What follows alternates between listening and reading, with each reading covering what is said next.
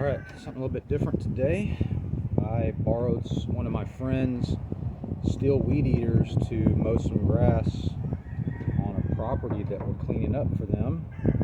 This is a Stihl FS38, and they have these cutting blades on the unit, so they're not using string.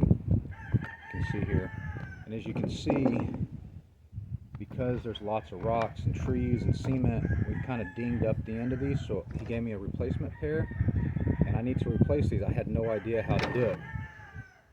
So I wasn't familiar with this model of Stihl.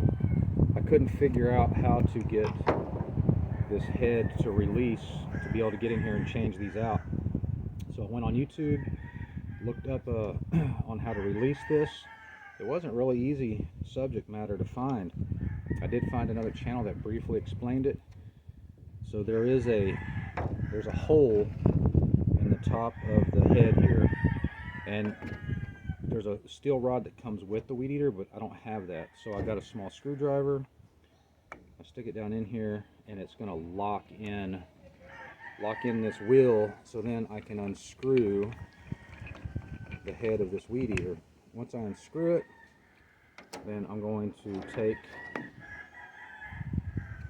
clean this up a little bit. There's a little bit of twine or something in here. Take these cutting heads and change them out. I don't know if it matters if they go one way or the other. They look symmetrical, so I'm just going to put them on like that.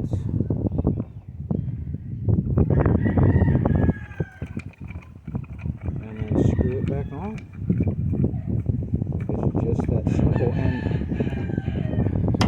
these wheels actually surprisingly cut very well. I was actually impressed by them. I had never used them before, but you can see how much wear has already taken place. So they've already lost an inch and a half, and they're just not cutting very well, so I wanted to change them out. So there you go.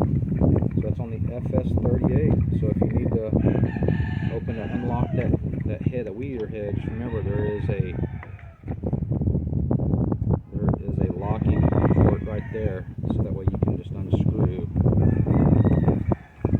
Without that pin or the ability to hold this in place, it's going to be really difficult for you to get this open, if not impossible. Alright, I hope that helps.